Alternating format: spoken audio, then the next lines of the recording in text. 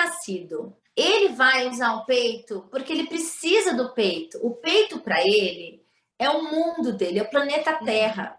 É igual a gente gasta dinheiro. A gente usa dinheiro para tudo. Para água, para comida, para prazer, para alimentação. O bebê recém-nascido, ele usa o peito para tudo. Então, ele vai usar o peito para matar fome, para matar sede, para matar saudade do útero e para se hipnotizar para dormir. Você não querer que ele use o peito para dormir é você não usar seu pé para andar. É impossível. Podcast Mãe! Olá, bem-vindos a mais um episódio do podcast A Mãe, nosso bate-papo sincero sobre maternidade real. Eu sou Juliana Tiraboski e hoje eu recebo novamente aqui no programa a médica Luciana Herrero, que é pediatra e consultora em aleitamento materno pelo Instituto IBLCE, o International Board of Lactation Consultant Examiners, nos Estados Unidos. Espero que eu tenha pronunciado tudo certinho. Luciana, super obrigada por voltar aqui no programa. Imagina, é um prazer estar aqui com você e estar com os ouvintes, é uma delícia, tá? A gente está conversando aí sobre um tema que a gente é apaixonado. A Luciana gravou comigo alguns episódios atrás, no episódio de número 40, e no final daquele papo, a gente até falou, né? A gente pode fazer um segundo episódio para a gente conversar mais, tirar mais dúvidas, porque a amamentação é um assunto gigante, que causa muitas dúvidas, muitas angústias entre as mães. É um assunto difícil, né? Tem muitas perguntas, muitas dúvidas. E agosto é o mês da amamentação. Então, por isso que eu chamei a Luciana agora para voltar aqui e a gente fazer essa segunda parte desse papo. Se você ainda não escutou a nossa primeira conversa, eu recomendo muito que você volte lá no episódio 40 e escute. E, assim, só para dar um pequeno spoiler para quem não ouviu do que a gente falou naquele episódio, a gente falou sobre preparação para a amamentação. E a Luciana explicou, ouve lá, como é muito importante, uma preparação muito mais interna do que externa, né? Uma preparação muito mais de você ler, pesquisar e sentir aquela confiança de que você vai conseguir amamentar do que coisas externas, do tipo passar um creme, usar um produto, passar bucha no mamilo para endurecer a pele, que é uma coisa que às vezes as pessoas falam para você fazer. Mais aquela preparação interna mesmo, de se preparar emocionalmente para esse momento da amamentação. Se você está grávida, especialmente, escute esse programa, porque a preparação começa na gravidez. A gente falou da importância da Golden Hour, ou hora sagrada, que é a primeira hora depois do nascimento do bebê. Como é importante que o bebê seja colocado para mamar logo depois do parto. A gente falou um pouco sobre as alternativas à mamadeira, quando é preciso dar o leite sem ser no peito, por que a mamadeira deve ser evitada a qualquer custo, né? Que é, em último caso mesmo, que o ideal são outras ferramentas, né? A Luciana explicou isso lá. A gente falou por que a OMS recomenda a amamentação em livre demanda.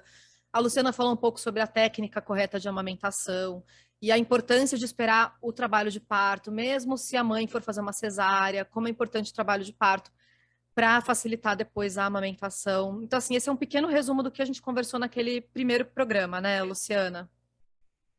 É isso mesmo, a gente conversou bastante.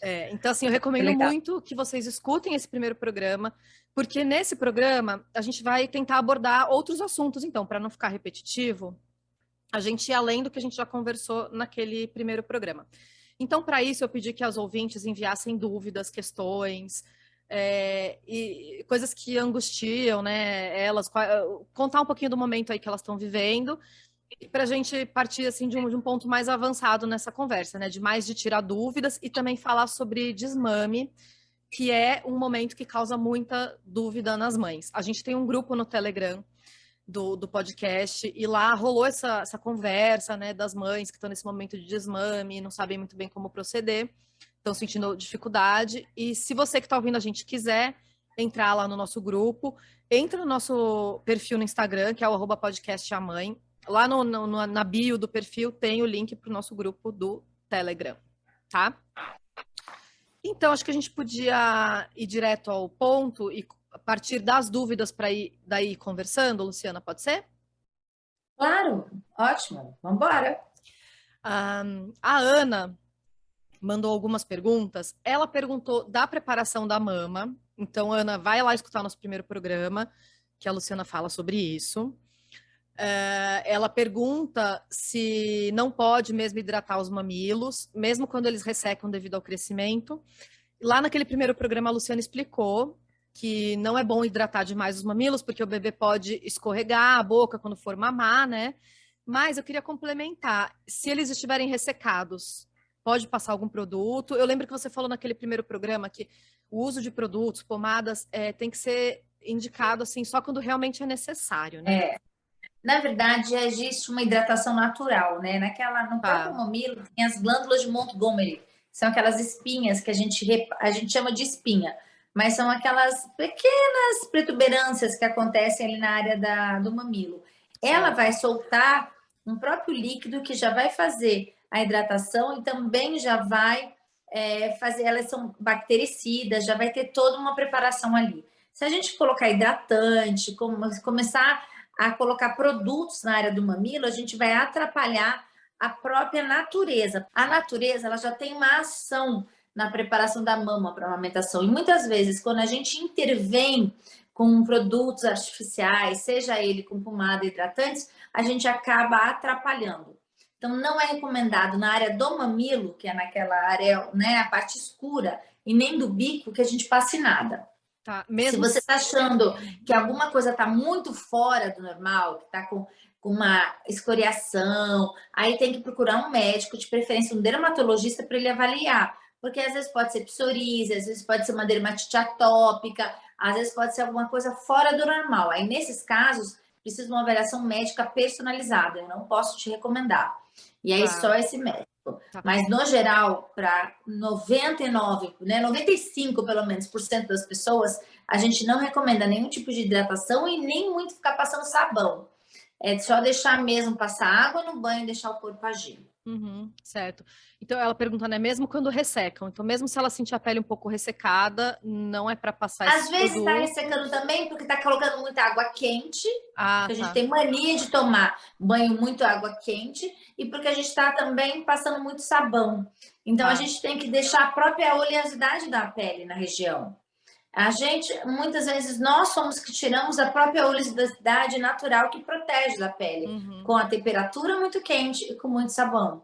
Então, seria bom que a gente nem tirasse a oleosidade dessa região central da mama, porque a própria Perfeito. substância que está ali, ela é uma substância protetora e que a gente acaba retirando. Certo, tá ótimo. E aí, se ela sentir que ainda assim tem algo errado, algum outro sintoma, é melhor Tem ser que avaliada procurar mesmo por um médico, né? Tá, de preferência um dermatologista. certo. Tá bom. Ela pergunta também se os tumores benignos nas mamas dificultam a amamentação. Ela diz que tem alguns e ela sente um pouco de desconforto com o crescimento das mamas. Eu não sei se ela ainda está grávida e está sentindo o crescimento das mamas. Eu acho que sim. Ou seja, o bebê já nasceu e esse crescimento que ela se refere é quando o peito enche de leite. Mas eu acho que não. Acho que ela está na fase da Na gravidez aí. gestação, na gravidez, as mamas também crescem, né? Tá, Existe uma sim. multiplicação do tecido mamário para a preparação da Uhum, gestação. E se de repente ela tem algum tumor benigno, ela também deve estar sentindo algum desconforto. Não existe nenhuma correlação, não, isso vai atrapalhar ou não, tá? Como existe, por exemplo, numa cirurgia redutora de mama. Uma mulher que certo. passou por uma cirurgia redutora de mama tem que ser acompanhada mais próxima como uma consultora de amamentação, porque a gente sabe que ela entra no grupo de risco de amamentação.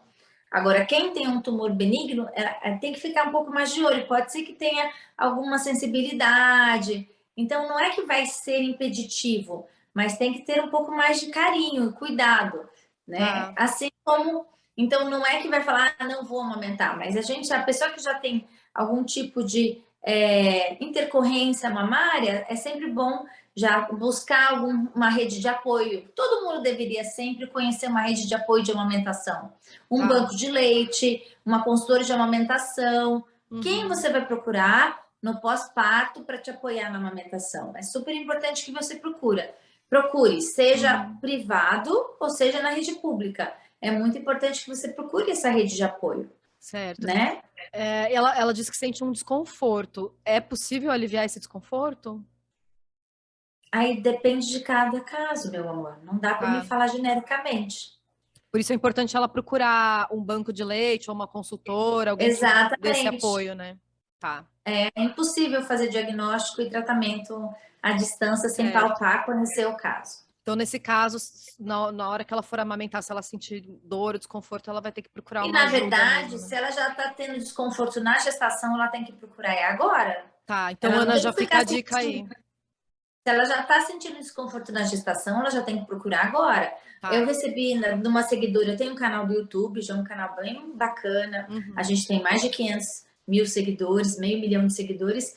E outro dia eu recebi lá um recadinho: eu tô com nódulos na mama. Não sei se é ducto bloqueado, não, mas é um nódulo endurecido. Falei, nossa, tem que procurar um médico ontem, né? Por quê? Uhum. Pode ser um ducto, mas pode ser um carcinoma.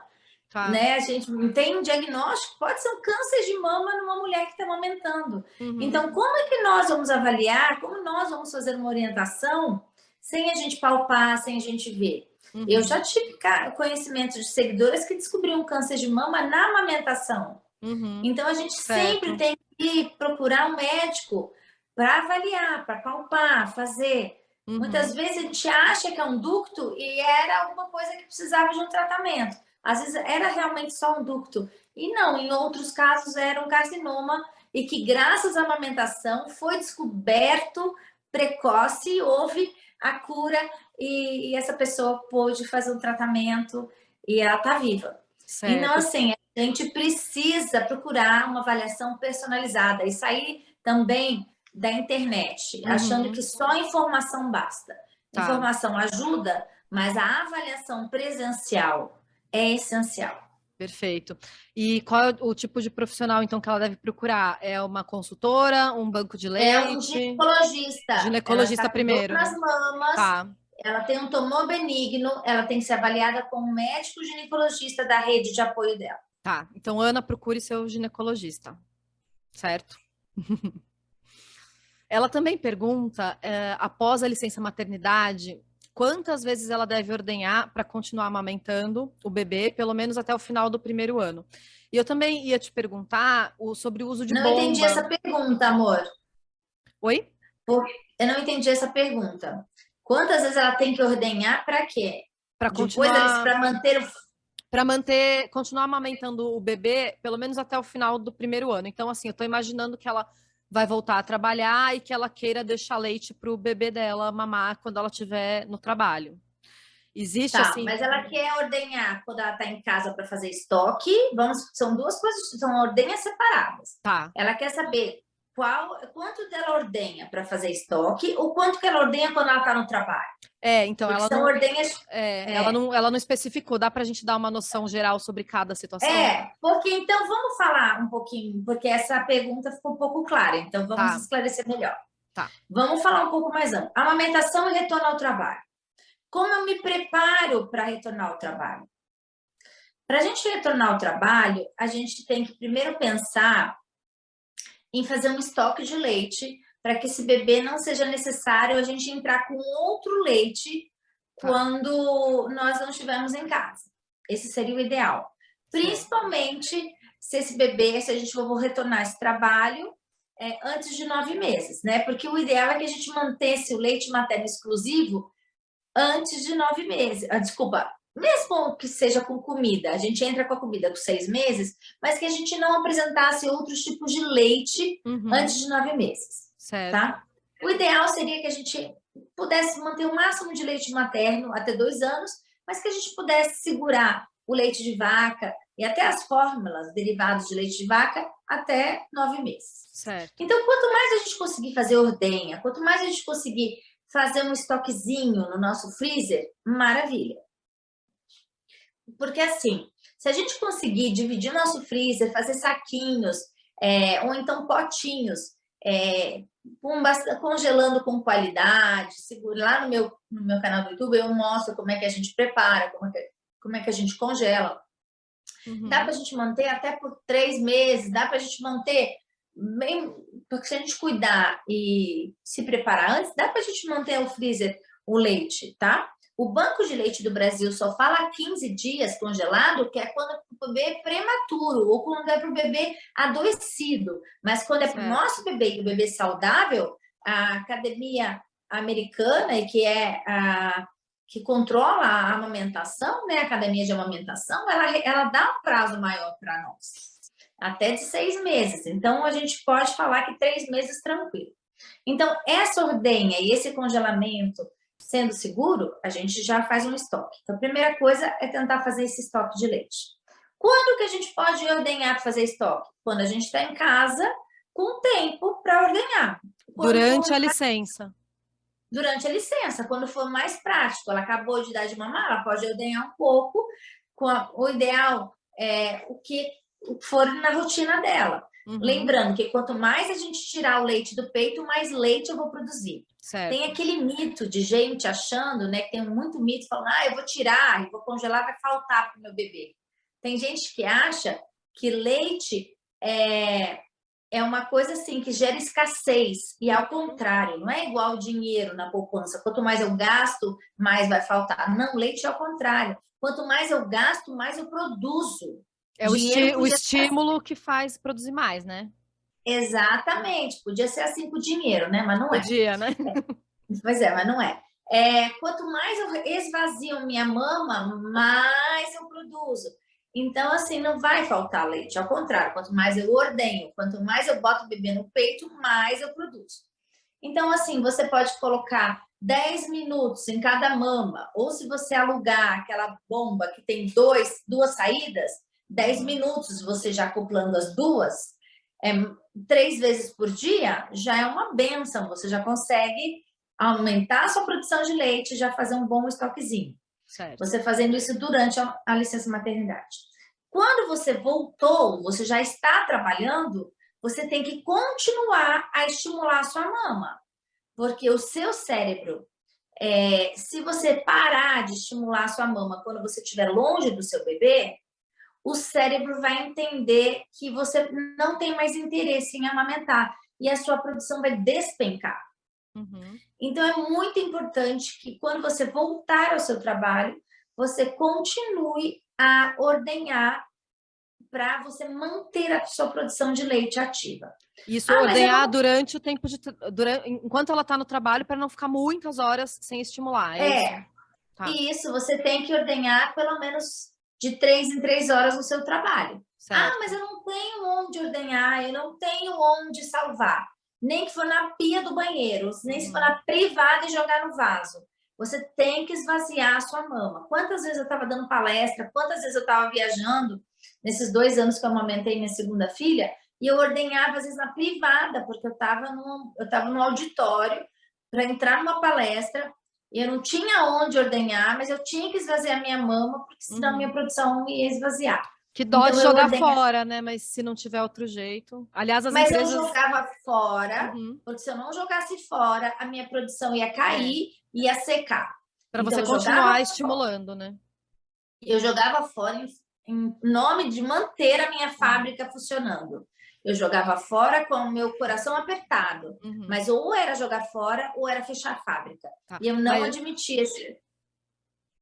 Não, só para complementar que, claro, se você estiver num lugar em que não tenha um lugar para você ordenhar e salvar e guardar, tem que fazer que nem você fez, né? Mas lembrando aqui que as empresas devem disponibilizar um espaço para as mães poderem ordenhar seu leite, né? O ideal é que as mães se unam, se mobilizem e que criem a sala de apoio à amamentação. Inclusive, eu sou credenciada para ir aí e ajudar as empresas a montarem essa sala, que é a sala da amamentação. É um espaço pequeno, mas é super valioso. Sim. E nem é complicado. Não custa para a empresa fornecer um espaço desse jeito. Né? Não, as mulheres têm que se unir para mobilizar. Né? É um projeto da mulher trabalhadora do Ministério da Saúde. Perfeito. Então é isso, ela tem que ver os momentos dessa ordenha. E são outras várias dicas. Lá no canal do YouTube tem uma playlist que chama Amamentação e Retorno ao Trabalho. Tem vários depoimentos, várias dicas, aí ela pode se aprofundar mais lá naquela playlist. Então, gente, entrem lá no canal da Luciana, que é o seu nome mesmo, né? Luciana Herrero. E lá tem um curso completo sobre amamentação, gente. Faz uma maratona vídeos lá. Dá para fazer uma bela maratona lá no canal. Vamos em frente. Então, espero que a gente tenha respondido. E a próxima pergunta é de uma ouvinte muito especial, que é a minha irmã, a Carla, que está grávida do segundo filho, vou ganhar mais um sobrinho. Estamos muito felizes que a família vai crescer. E ela mandou 2 perguntinhas também. Ela perguntou se depois de amamentar no seio, ela precisa limpá-lo de alguma forma e que falaram para ela reidratar os mamilos com o próprio leite materno. É seguro fazer isso? Você tinha mencionado isso na nossa primeira conversa, né? Que pode passar o leite materno. Pode mesmo, então, não tem problema? Pode. Precisa limpar, lavar? Não, só passar o leite. Não, o leite materno, ele é bactericida, ele tem lisozimas, enzimas, várias substâncias antibacterianas, ele é super bom, então ela pode passar o leite materno tranquilamente, mas também é muito importante ela brincar de índio, deixar ventilar, para a gente evitar candidíase. É muito Tá. importante que ela não deixe ficar tampado e úmido, para não umedecer e para não deixar fermentar e acabar entrando algum tipo de fungo e bactéria. Então, eu sempre falo que é muito bom deixar ventilar e, em alguns momentos do dia, deixar oxigenar, né? Deixar os peitos assim oxigenarem. E não é para passar água e nem é para passar sabão, porque o leite é limpo e o leite é uma substância bactericida em si mesmo. Tanto é que os bebês, eles podem amamentar, diferente da mamadeira, que o bebê não pode amamentar deitado, o leite materno, o bebê pode amamentar deitado, porque mesmo que reflua um pouquinho de leite por vidro, o próprio leite materno tem tantas substâncias bactericidas que o risco de dar algum otite é minimizado, praticamente nem existe, porque ele mesmo não é só nutriente, ele é remédio. O leite materno, ele é 50-50, ele é alimento e medicamento, ele é uma vacina viva, ele tem substâncias vivas, que ele traz a nutrição e a vacina, então ele não tem risco nesse sentido. Isso é um mito muito comum, né? De que não pode amamentar deitado. Muita gente acredita que não pode, né? Mas é a mamadeira que não pode, porque a mamadeira, ela não tem as vacinas, elas não têm essas substâncias de defesa. Então, ela realmente, ela junta e tem risco de dar infecção bacteriana, porque ela, se voltar, ela pode juntar bactéria, mas o leite materno, ele tem essas substâncias bactericidas. Perfeito. Nossa, eu fazia muito isso de ficar com o peito para fora quando eu estava amamentando, e especialmente porque estava no verão, né? Era muito calor, então eu já aproveitava e ficava assim ao natural por muito tempo. Realmente dá uma aliviada mesmo. E previne esses problemas, né? Como você falou, de candidíase, enfim.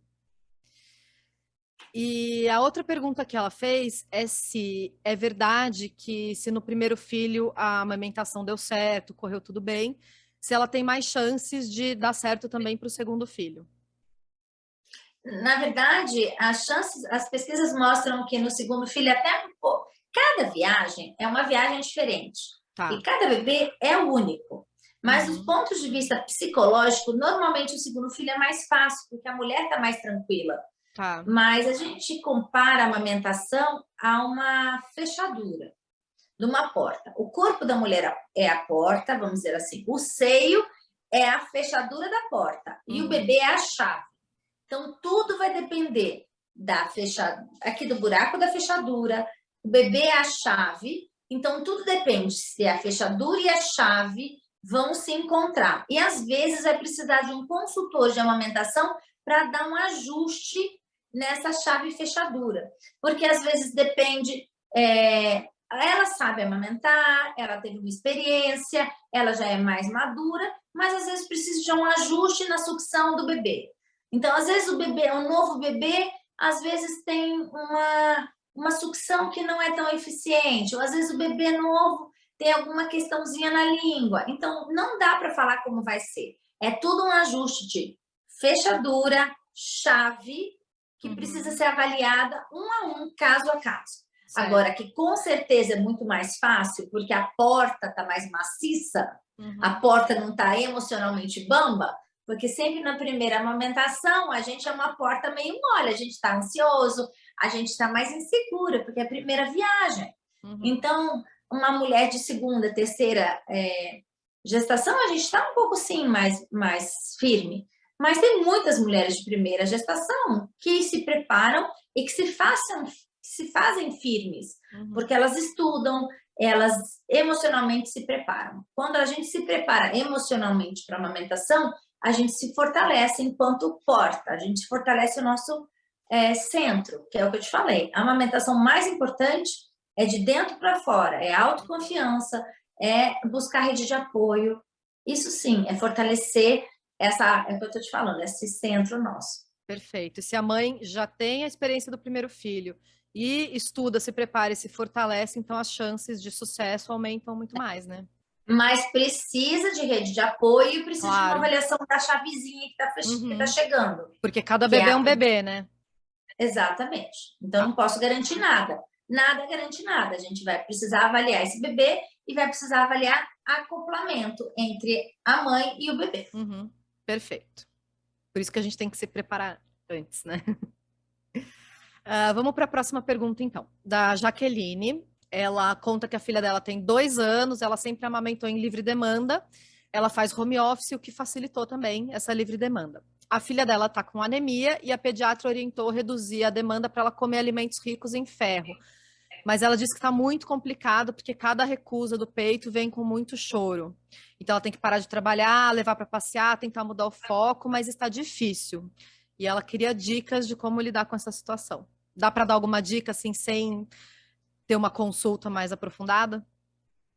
Na verdade, o que ela precisa é se fortalecer enquanto a colocar limites na filha dela. Depois de um ano, primeiro a gente tem que entender que o processo de desmame, ele é um processo. Certo. O desmame não é um corte, não deve ser um corte. Ele é um processo. E ele deve começar a partir de uma forma muito delicada, quando a gente começa a colocar as rotinas. De forma nenhuma a gente vai interromper, e eu nunca oriento para a gente interromper aleitamento materno no 6º mês. Nunca. Certo. De forma nenhuma eu recomendo a gente interromper aleitamento materno com 1 ano. Nem boto eu o prazo final do aleitamento materno. Quem vai botar esse prazo é a mãe e o bebê. Mas o que a gente recomenda é que ele tem que ter limite. E que a partir do 6º mês, a alimentação ela deve entrar na vida paulatinamente de uma criança. A criança com 2 anos, essa comida já tinha que ter ocupado um espaço na vida dessa criança que não está ocupando. O peito continua a ocupar um espaço que está ocupando um espaço muito grande. Na verdade, eu tenho uma amiga minha que tem um curso online de desmame, que eu recomendo que essa mãe faça, que chama desmamegradual.com.br. Essa minha amiga, ela é psicóloga, porque esse processo está esbarrando numa questão emocional. Essa criança está ocupando, esse peito está ocupando para essa criança um lugar muito maior que alimento. Esse peito está ocupando para essa criança muitos significados que não deveriam estar ocupando mais. Essa criança com 2 anos, ela está usando o peito para várias coisas que não é hora dela estar usando mais. Uma criança de 0 a 6 meses, ela vai usar o peito para 90% da vida dela, ou 100%. Tá tudo certo, é livre demanda de 0 a 6 meses. Depois de 6 meses, a criança tem que começar a desenvolver outras linguagens e outra habilidade de comunicação com a mãe e outras formas de interagir com a mãe que não passe pelo peito. Se ela só continua interagindo com a mãe e se ela tem sempre como intermediário com a mãe o peito e ela não tem com a mãe outros momentos ou uma grande dificuldade dessa comunicação fora o peito, aí precisa trabalhar psicologicamente. A mãe tem que trabalhar o limite, tem que trabalhar a culpa para colocar limite, tem que trabalhar, ensinar a criança a lidar com a frustração, a mãe tem que trabalhar, colocar a sua autoridade e tá tudo bem frustrar a criança, e tá tudo bem a criança chorar na hora que for colocada em frustração. Então, existe um trabalho psicológico de autoridade que sempre tem que estar trabalhando. Isso não tem nada a ver com desmame. Você viu que eu não estou falando nada de desmame? Uhum. Eu estou falando que esse peito está ocupando um espaço social e emocional muito grande na vida dessa criança de 2 anos, que ele tem que ser diminuído. E eu Uhum. nem estou falando que ela precisa desmamar 100%, eu estou falando que tem Certo. que reduzir. E reduzir essas mamadas. E E reduzindo gradualmente, né? mas está ocupando Uhum. muito. E Certo. aí ela vai, não é para cortar de 100 a 0, Tá, mas tem que reduzir muito. tá. E aí reduzindo e entrando na caixinha para depois, mais para frente, cortar. O que acontece é que essas mães, a grande maioria de nós mães, estamos lidando com muita culpa, com muita pressão, a gente não está conseguindo colocar limite, e aí quando a gente não consegue colocar limite, chega uma hora que a gente fica exausta, fica explodindo, e aí a gente corta de 0 a 100. Aliás, de 100 a 0. Uhum. E aí a gente faz um desmame porque a gente está de saco cheio e não está dando mais conta. E aí não tá legal. Era melhor a gente fazer um desmame mais gradual, colocando limite, frustrando aos poucos, do que a gente deixar a coisa explodir, como a gente provavelmente ela deve estar exausta. Então, assim, esse curso vai dar vários artifícios para ela, para ir reduzindo essas mamadas e lidando com choro, sim, e aguentando choro, sim, porque mãe que é mãe tem que saber, depois de 6 meses, lidar com choro e dar pequenas frustrações para os nossos filhos. Educar é frustrar nossos Uhum. filhos, e mesmo assim, Não, entendeu? é muito difícil, né? Eu entendo porque eu acho bem difícil, assim, lidar com frustrações da criança. Eu não digo nem só na questão da amamentação, mas geral, mas faz parte, né? E eu acho que se ela tiver com muita dificuldade de fazer isso, é legal mesmo procurar uma ajuda externa, né? Ou nesse curso que você indicou, ou um apoio psicológico, né? Às vezes a gente não consegue resolver sozinho mesmo. E esse curso é muito legal porque vai dar até desenhos para fazer, técnicas para a criança se envolver no desmame. E aí Tá. começa o desmame de dia para depois o desmame de noite. É Uhum. muito legal, é um curso rápido, acho que umas 3, 4 horas, e vale a pena. Tá no Legal. site, eu recomendo. Então o site é Desmame Gradual. É, Tá. Então fica a dica aí, Jaqueline, espero que a gente tenha ajudado. E depois, se você quiser voltar e contar como é que foi esse processo, por favor. A Gabi mandou algumas perguntas. Gabi, obrigada. A Gabi é super participativa aqui no podcast, no nosso grupo do Telegram. Ela pediu para você comentar, acho que você já comentou um pouco desse processo do desmame gradual, para fazer uma amamentação prolongada, né, mas desmamar gradualmente, porque a preocupação dela é que se ela não ordenhar o leite, ou seja, né, não amamentar tantas vezes por dia, se o bebê não mamar à noite, etc., o leite seca e o medo dela é que acabe assim de um dia para o outro o leite. Pode ser assim mesmo ou não. Então, assim, eu entendo que a preocupação dela é que se ela fizer, é como fazer esse desmame gradual e de uma maneira em que o leite não acabe de repente. Então, você já explicou que o desmame gradual é feito quando começa a introdução alimentar, certo? Porque é, mas aos poucos, assim, quando começa a alimentação alimentar, nos primeiros meses, o bebê vai muito mais mamar do que comer. porque ele, Porque ele não sei, a maioria dos bebês vai comer uma quantidade muito pequena de comida, certo? então, aí o que eu tô falando aqui, a gente começa, porque de 6 a 8 meses, eu falo que é a fase de experimentação, ele nem tem Certo. obrigação ainda de comer, né? Uhum. Depois Até o ano de idade, que é o leite é o principal alimento, é isso? Um ano ou menos? mas é que vai começando a experimentação Tá. e com 8 meses a criança já começa, teoricamente, a comer mais, 50-50, e aí vai. Uhum. Mas assim, enquanto ela estiver amamentando, a indústria não vai parar. É que a gente Tá. tem muito medo. Uhum. Enquanto ela estiver mamando, o corpo dela vai estar produzindo. Então, ela não precisa ficar preocupada com o volume. Tá. A gente fica muito angustiada em relação a quanto de leite a gente dá.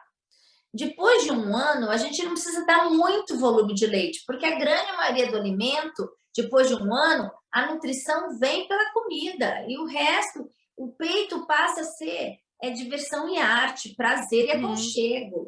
E a imunidade, não precisa ficar Tá. preocupado depois de um ano no quanto de leite materno que ele está tomando. Depois de um ano, o leite materno, ele é imunidade, é aconchego, é delícia, mas ele não precisa ficar preocupado no quantos ml. Então, a gente não precisa ficar. Enquanto ela estiver amamentando, vai ter leite. Mesmo que seja 1, 2 mamadas por dia. Uhum. Enquanto ela estiver... Não, desculpa. Aquilo que você explicou sobre, na pergunta da mãe que vai voltar ao trabalho, que tem que ordenhar várias vezes ao dia para manter a produção. Isso é para aquela fase de 4, 6 meses, né? Amor, é que ela estava numa amamentação diária de estar em casa. Se ela se afasta 8 horas, você imagina, sem ordenhar, quem estava amamentando, praticamente direto com o bebê grudado, vai e volta ao trabalho e ficar 8 horas sem amamentar, é muito rápido o declínio. Certo. Agora, quem vai paulatinamente reduzindo, o corpo vai fazendo um ajuste natural. Tá. Agora, depois de um ano, né, aí você pode controlar o quanto você quer. Agora, Certo. se você... Então, tudo é uma questão de caso a caso. Tá. Então, assim, na prática, claro, é caso a caso, mas assim, falando de maneira mais geral. Na prática, o que acontece, então, é que a gente vai substituindo as mamadas pela comida, gradativamente, e o leite vai diminuindo naturalmente. Eu digo a oferta de leite, né? O quanto a gente vai dar pro bebê, não a produção. Mas acho que a produção vai diminuindo também, né? E... Se o bebê tem 6 meses, a gente não coloca limite no peito. Se o bebê tem 6 meses, ele comeu e quer mamar, ele comeu e vai mamar.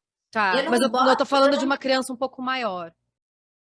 Agora, com o bebê de 8 meses, por exemplo, um bebê maior de 8 meses, né?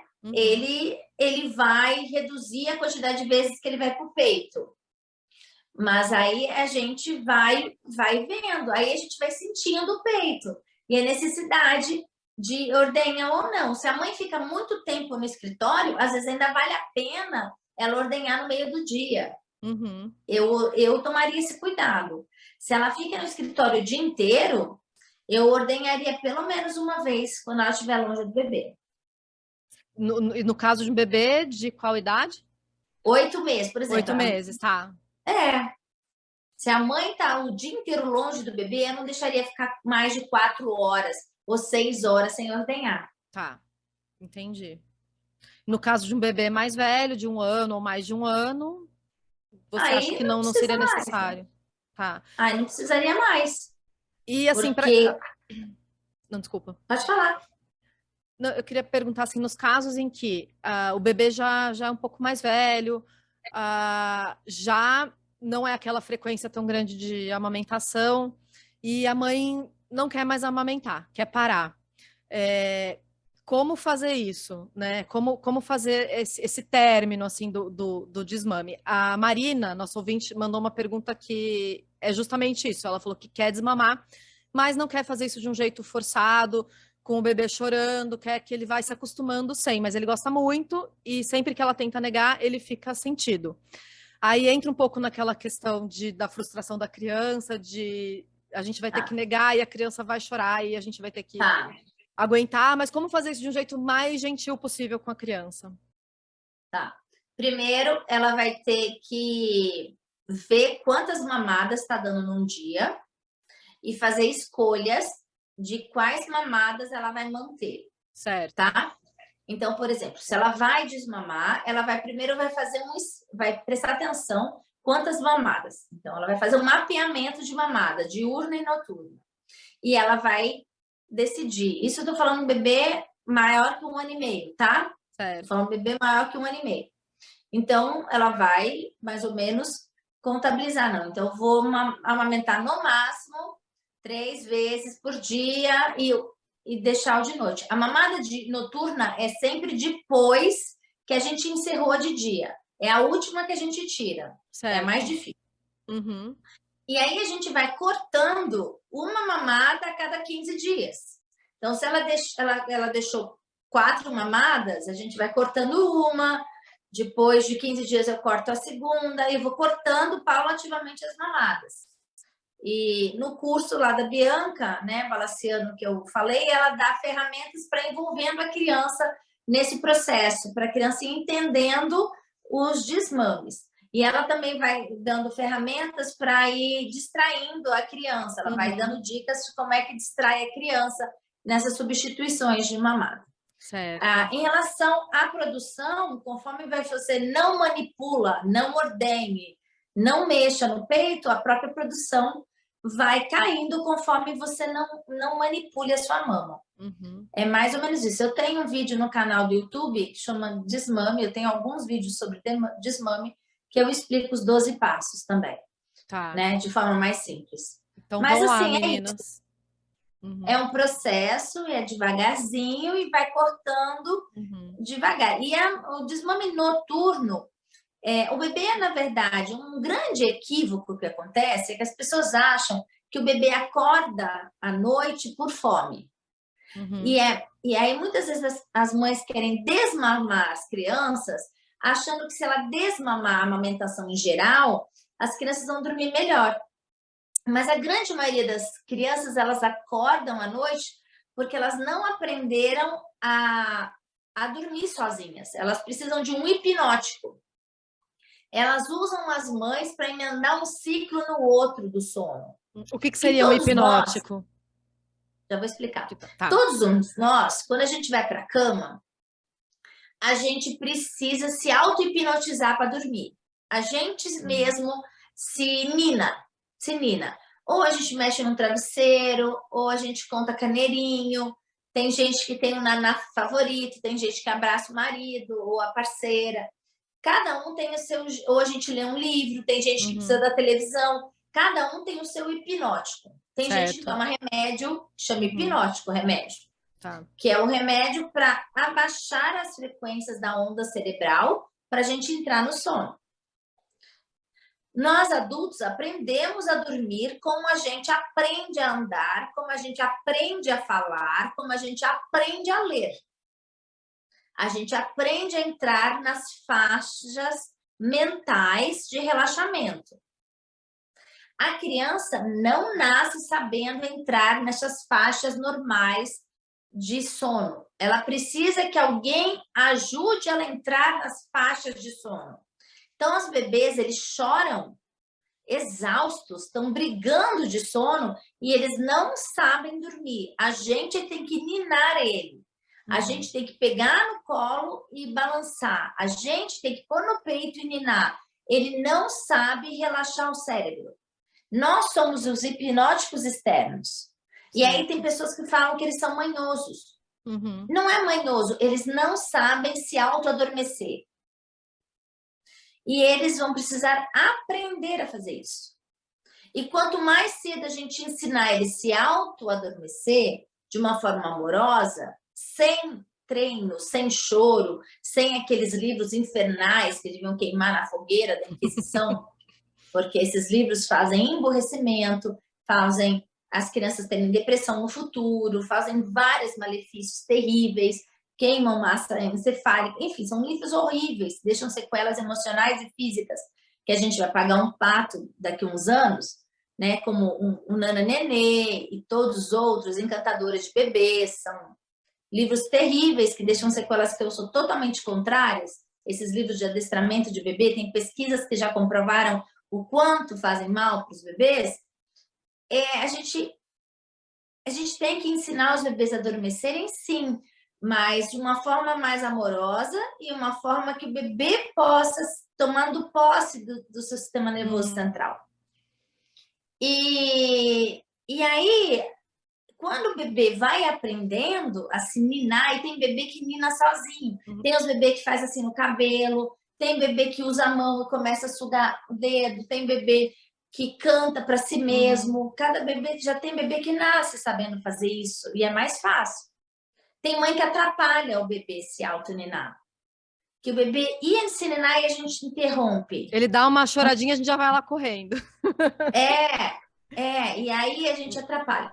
Mas, Enfim, como ensinar o bebê a dormir, a se ninar? Como fazer isso? Isso é complicado. Tem outras, aí é uma consultora de sono, e aí não sou eu, né, especialista, mas aí eu tenho uns livros que eu gosto muito, que eu não sou especialista nisso, Mas os livros que eu gosto muito são da Elizabeth Pantley, que é o Soluções para a Noite Sem Choro, de uma mãe que é consultora, que chama Elizabeth Pantley.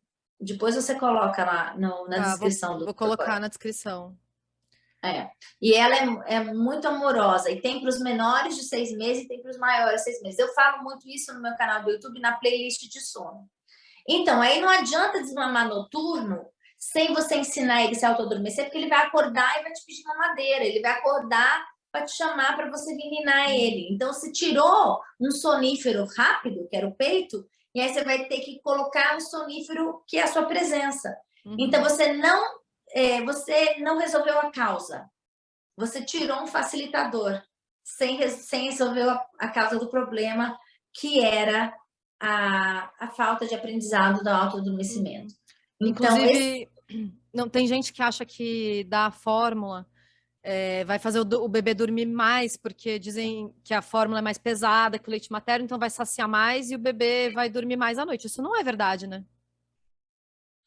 não, amor, porque a maioria dos bebês recém-nascidos acordam muito à noite, não é por causa da fome, é porque o sistema nervoso central dele, por uma questão de sobrevivência, tem ciclos mais curtos, porque à noite é mais perigoso da questão de síndrome de morte súbita do lactente. O risco do bebê morrer de noite é muito maior por causa dele dormir em sonos muito pesados. Tá, então é bom a gente. Não, é bom a gente desmistificar isso, né? E avisar que não é verdade que o leite, que a fórmula vai fazer o bebê dormir mais do que o leite materno, né? Não. E, na verdade, o fato do bebê acordar mais para dormir à noite nos cansa mais enquanto mães, mas é onde mais produz o leite materno.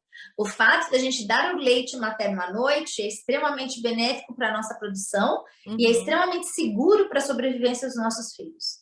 Se o bebê não acordasse mais à noite, não teria muita espécie humana, porque a taxa de mortalidade dos bebês à noite seria muito maior. Certo. A gente tem um episódio aqui no programa sobre sono. Voltem lá se vocês quiserem ouvir, mas eu quero fazer um novo episódio porque o sono, assim como a amamentação, é um tema muito complexo e que rende muitas conversas, né? Então, quem tiver com problemas no sono, aguardem que eu pretendo fazer um novo episódio sobre isso. E, Luciana, só para a gente fechar aqui nossa conversa, a gente falou um pouquinho sobre o desmame noturno. A Gabi também tinha perguntado sobre isso, né? Bom, primeiro ela pergunta como ensinar o bebê a dormir sem mamar. Você já falou que não é a sua especialidade. A gente pode voltar Não, mas nesse assunto como é que a mais para gente vai frente. ensinar um bebê? Deixa eu só responder para a Gabi, amor. Claro. Um bebê recém-nascido, ele vai usar o peito porque ele precisa do peito. O peito para ele é o mundo dele, é o planeta Terra. É igual a gente gasta dinheiro. A gente usa dinheiro para tudo, para água, para comida, para prazer, para alimentação. O bebê recém-nascido, ele usa o peito para tudo. Então ele vai usar o peito para matar fome, para matar sede, para matar saudade do útero e para se hipnotizar para dormir. Você não querer que ele use o peito para dormir é você não usar seu pé para andar. É impossível. Para um recém-nascido. Para um bebê maiorzinho, um bebê depois de 4 meses, aí sim a gente pode ensinar outras técnicas de autoadormecimento. Que aí sim a gente pode só deixar o bebê grogue no peito, drogadinho, vamos dizer assim. Mas a gente pode já colocar um bebê no berço e a gente pode fazer ele, aninhar ele no berço e deixar ele se autoadormecer sozinho, sem estar no último, tipo, pegar no sono no peito. Mas isso é um exercício que vai precisar de 50 vezes até ele ficar craque. Mas a gente tem que começar uma vez para conseguir concluir nos 50, certo? A gente consegue, mas só depois que tiver os hormônios no cérebro do bebê. A melatonina, os hormônios do ciclo circadiano e o ritmo circadiano. Só depois que o bebê tiver maturidade no tronco encefálico. Só depois de 4 meses. Porque antes de 4 meses não tem a parte do cérebro que o bebê sabe que é dia e que é noite. Então, querer que o recém-nascido faça isso é querer que o recém-nascido fale inglês. Mais ou menos assim. Não, é querer demais para um cérebro muito imaturo. É cruel. E adestrar um bebê recém-nascido para fazer isso é mais cruel ainda, Certo. tá? Então, assim, então tudo a seu tempo, tudo com amorosidade, não à base de abandono. Deixar o bebê chorando e não atender é abandonar, é você já deixar marcas no emocional dele que ele vai ser abandonado, que ele não pode confiar no pai e na mãe no momento de necessidade. Então, isso é crueldade, sou totalmente contra. Tá. Agora, assim, usar o peito, ele é a fonte de conforto, ele é o cuidador seguro e ele é amor, diversão e arte. A gente pode fazer o desmame e deve fazer o desmame quando estiver pesado e quando a gente sentir que é a hora. Eu não tenho nada contra quem vai fazer isso e tem que estar segura disso. E não fazer desmame porque alguém está falando, mas fazer o desmame quando a gente sentir que é a hora. Com respeito a você e com respeito ao bebê. Sem medo de frustrar. Não tem problema. Mas você, quando você estava falando sobre o desmame, né, de ver quantas mamadas tem no dia e ir cortando aos poucos, você falou de bebês acima de 1 ano e meio. Isso pode ser usado para bebês mais novos, tipo entre 1 ano e 1 ano e meio, ou aí já é diferente? Não, pode, mas é que quando o bebê é mais velho, você consegue conversar com ele. E aí o Tá. entendimento fica maior. Sempre o desmame tem que ser paulatino. Nunca a gente deve passar um remédio, falar que machucou. Nunca a gente deve deixar um bebê ir viajar, como muita gente faz. Esses tipos de desmame são extremamente traumáticos e deixam marcas emocionais e que não haja terapia e psiquiatra para pagar a conta Entendi. depois. E quando o bebê é um pouquinho mais velho, ele é mais fácil de usar as distrações como substituições, né? Você falou que no curso, esse curso de desmame gradual, são ensinadas essas distrações. Será que você podia dar Eu não um chamaria de exemplo, assim? distrações. Eu não chamaria só de distrações. Eu chamaria de, na verdade, de negociações e diálogo e da gente o que cada vez mais o peito tem que ocupar o lugar do peito. E não essa linguagem universal. O que acontece é que quem é que amamenta e é apaixonado por amamentação, às vezes deixa o peito ocupar um espaço muito grande nessa vida familiar. E depois tem dificuldade de colocar o peito na caixinha dele. E a gente tem que exercitar um outro tipo de interação mãe-filho, mãe, pai, filho, que o peito não entre. E Tá, esse é um exercício. Então, por exemplo, nessa negociação entra, por exemplo, em vez de dar o peito e brincar com a criança, por exemplo? Exatamente. Tá. Vários tipos de brinquedo, Então, é isso que a gente tem que falar. Colocar o peito na caixinha dele. E isso deve acontecer. Eu tenho vários vídeos que falam com a amamentação depois de 1 ano. E a gente acaba dilatando o papel de um peito e isso vai diminuindo a capacidade de linguagem que a criança tem, sabe? E tem muita gente que amamenta e a criança chora, em vez de a gente sentar e conversar e dialogar e tentar, porque você tem 1 ano, em vez de sentar e conversar, põe no peito. Não, tá errado isso. A criança não tem 6 meses, a criança tem 1 ano, não é para pôr no peito. A gente pode usar outros recursos, né? Não, e aí começa a ter um empobrecimento. A criança está com fome, não é para pôr no peito, ela tem 1 ano, não é para pôr no peito, é para dar comida. Então, é isso que talvez o pediatra falou. Que espaço esse peito está ocupando? Não é, no meu ver, não é que é necessário desmamar. Certo. Porque não é zero, não é cortar de 100 a 0. Tá. A gente pode chegar no 50%, a gente pode chegar no... Vamos olhar com um olhar mais racional o que está acontecendo nessa relação. Tá, no caso daquela mãe que escreveu falando que o pediatra pediu para reduzir, né? Mas ele tem razão. Certo. Mas eu acho que tem mais coisas embaixo aí. O que esse peito está ocupando de espaço emocional nessas famílias? Eu não estou falando dela, não. São N milhões de famílias acontecendo a mesma coisa. Certo. Para a gente fechar mesmo agora o nosso papo, como o desmame noturno é a última etapa, né? E a Gabi até tinha perguntado como fazer esse desmame noturno. Da mesma forma que no desmame diário a gente pode fazer essas negociações, no desmame noturno, a hora que a mãe quiser substituir o peito por outra coisa, o que seria essa outra coisa? Seria ninar no colo, ninar no berço? O que ela pode usar como negociação ou substituição nesse caso? Ah, isso são técnicas, isso depende de caso a caso. Tá. Aí entra mais na questão do E sono mesmo, né? isso é muito do sono, porque ela vai ter que ensinar essa criança. E não adianta substituir o peito por outro líquido, Tá. entendeu? Porque muita gente fala, posso substituir o peito por um suco, posso substituir o peito por um outro leite. Piorou, né? Leite açucarado vai dar cárie, por um Uhum. suco vai dar cárie. Não, aí o buraco é mais embaixo, aí entra no sono, porque na verdade a gente vai ter que minar essa criança, e às vezes não vai ser essa pessoa. E aí a gente vai ter que entrar na questão de ensinar, e depende da idade da criança. Porque a conduta para uma criança de 1 ano é diferente da conduta da criança de 2 anos, que é diferente da criança de 6 meses. Uhum. Então, não dá para responder assim, de uma forma genérica, porque isso depende. Existem tabelas, existem orientações para cada fase, que entra nas técnicas amorosas de Uhum. ensinar a criança a se auto-adormecer. E Tá. que é a orientação da Elizabeth Pantley que eu falei para vocês, que não dá para mim contar aqui, porque isso depende de fase a fase. Por isso que ela tem livros específicos para cada fase. Mas a gente vai voltar a falar então de sono do bebê aqui no podcast. Você falou de tabelas, né? Existe assim uma estimativa de quantas mamadas a criança faz por noite, mais ou menos dependendo da idade, assim, quanto que é esperado, quanto que é normal? Tipo, uma criança maiorzinha, ela precisa mamar à noite? Você falou que não, né? Por fome, não. Não. Até que idade a criança precisa mamar de madrugada por fome, assim, por razões nutricionais?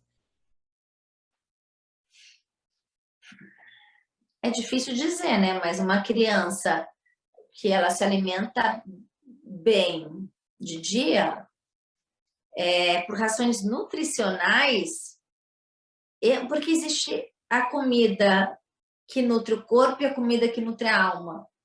E as crianças, muitas vezes, elas vão precisar se alimentar porque a mãe trabalhou o dia inteiro e ela está com saudade da mãe. Entendi. E ela vai precisar daquela lá, mas não é por causa que o corpo está pedindo, mas é que é o momento que ela tem de compartilhar com aquela mãe, porque a mãe ficou longe o dia inteiro. Entendi. Então, não existe eu te falar isso e não tem como eu te responder. Tá. E é a única hora que a mãe tem para dar bola para aquela criança. E como é que eu vou falar para a mãe não nutrir? Como é que eu vou falar para a mãe desmamar e dormir a noite inteira, se é a única hora que a criança tem para ficar com aquela mãe? Entendi. Então não existe padrão, não Tá. existe 2 mais 2 é 4, não existe. Eu não faço isso nem no meu canal do YouTube, eu não vou responder isso aqui. Tá. Existe Porque tem que orientações, avaliar, né? existe caso a caso, tenhamos amorosidade, olhamos para a criança e olhamos a criança com um olhar integral. Existe a fome do corpo e a fome da alma. A gente tem que olhar aquela criança como um ser que precisa de nós, não apenas de um robô que precisa de comida. Ela é um ser que precisa de toque, de olhar, precisa de ser alimentada enquanto amor. E o leite materno e o toque não é só um alimento, ela também é uma forma de nutrição emocional, espiritual, e isso faz muita falta. Quando a mulher volta ao trabalho, as crianças sentem um impacto muito grande e elas se ressentem muito da ausência da mãe. Então, obviamente que essa criança vai precisar e vai reclamar essa ausência noturna, entendeu? E a gente tem que entender isso e ter muita paciência. Acho importante para as mães que estão ouvindo a gente que vão voltar ao trabalho ou já voltaram, não se sintam culpadas por isso, né?